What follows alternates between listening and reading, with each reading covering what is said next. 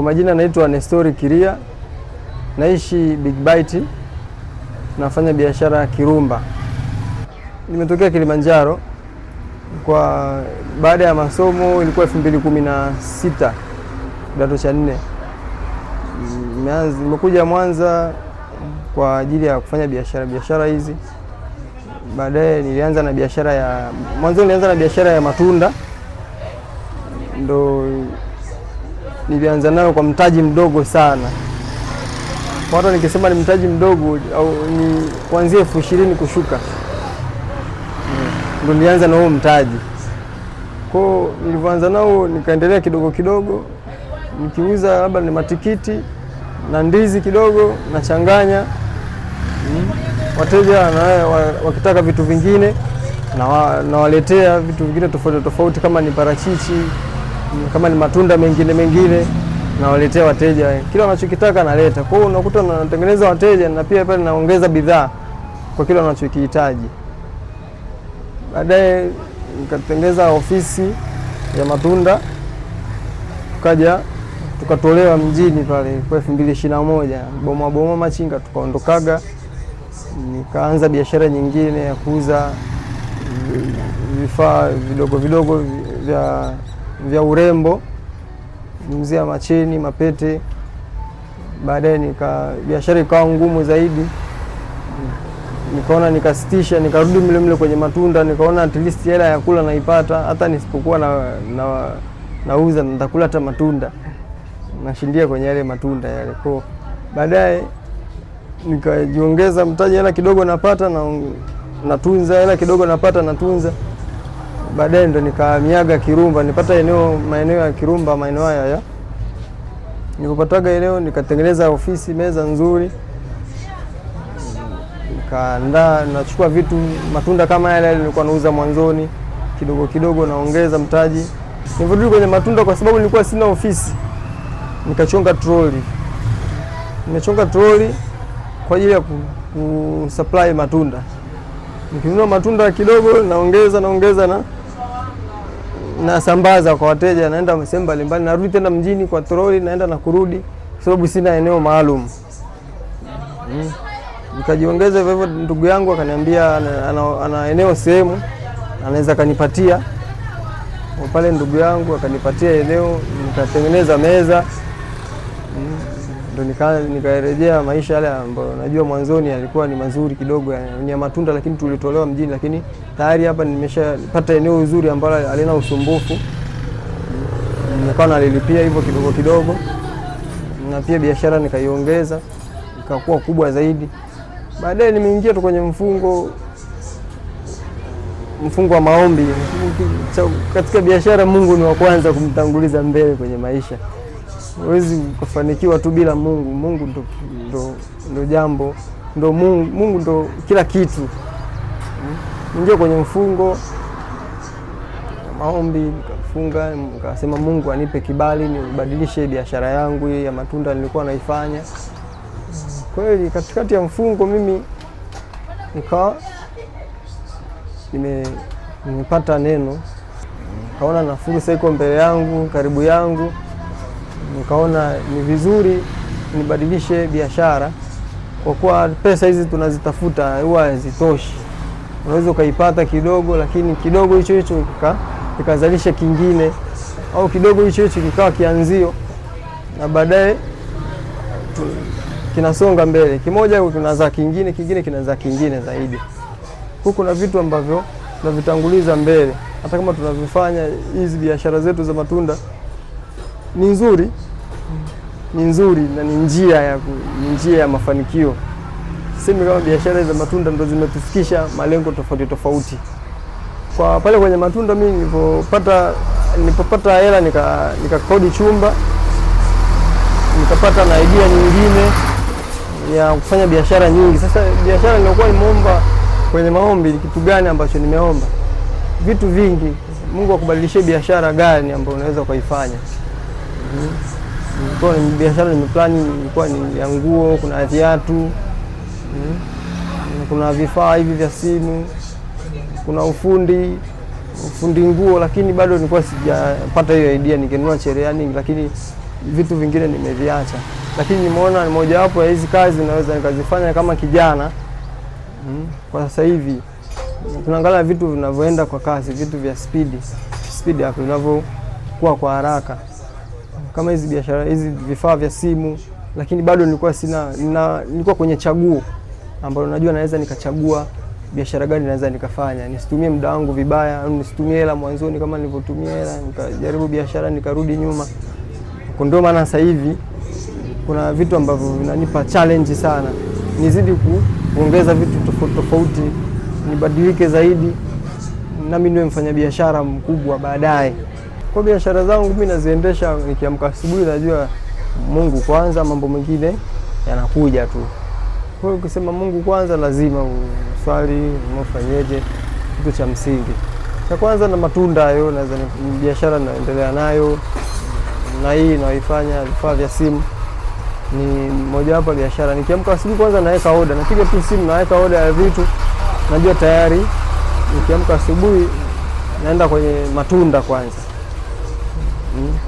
Nikienda kwenye matunda najua kabisa hapa kuna matunda fulani na fulani hayapo, napiga simu ananiletea ofisini pale, nalipia. Nimekuja dukani kuna vifaa vya simu, lazima nipige simu nikachukue au niende mwenyewe.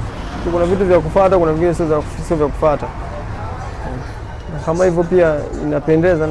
Nashukuru Mungu biashara zangu zote zipo karibu. Kwa hiyo naweza muda wote nitaona matunda, biashara yangu inaendeleaje, muda wote nikiangalia dukani pale naona hapa panaendeleaje. Muda wote niko karibu sana ni biashara zangu zote. Hasara ninazozipata ni nyingi sana. Unaweza kununua tuseme parachichi au matunda mengi, lakini kiweka kidogo matunda huwezi kuyauza. Mteja anataka aone akifika na ajichagulia. Lakini pale anapochagua unaweza kashangaa amelibonyeza, kama ni parachichi amebonyeza likabonyea moja kwa moja. Alafu baadaye hata mteja mwingine anakuja na alikataa. Kuna tukua changamoto, unaweza kununua ndizi nzuri au baadaye wateja, kwa sababu wateja wa matunda huwezi kumpigia simu njoo chukua matunda. Hapana. Ukuta ndizi ni nyingi zimeiva. Lakini sasa huwezi kumpigia mteja simu njoo mchukue matunda, mmesahau lakini hajanunua matunda.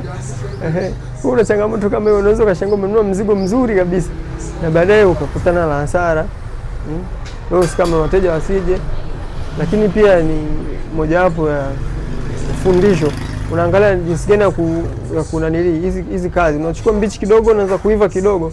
Ili hata kama zikiisha hizi kuna za chini kidogo mbichi zinakuja zinaiva taratibu. Kwa hiyo nimejifunza vitu vingi kwenye kazi hizi. Nimeelewa hata matikiti unaweza kununua matikiti mengi. Ununua tikiti ukashangaa labda ni bichi lakini hujui ndani, lakini mpelekea mteja baadaye anakurudishia. Kwa mteja atataka lingine. Kwa moja wapo ya hasara kama hizo. Kija upande wa pili kwenye biashara hizi za vifaa vya simu, unaweza kumuuzia mteja simu, baadaye akakwambia simu yako haisomi nanili hizi line hazisomi, haisomi mtandao au majina hayasomi, akakurudishia. Unakuta amesave majina, anasoma SMS haiji na jina, au anaenda nayo leo kesho anarudisha anakuambia betri mbovu, au mteja amenunua cover la simu, amenunua leo kesho anakuambia cover lako sio nzuri, anakuja tu kwa shari. Au umemwekea leo protector, ameenda amepasua anakuambia nibadilishie. Lakini so naona kama vile wateja na wenyewe ni wa kubembeleza.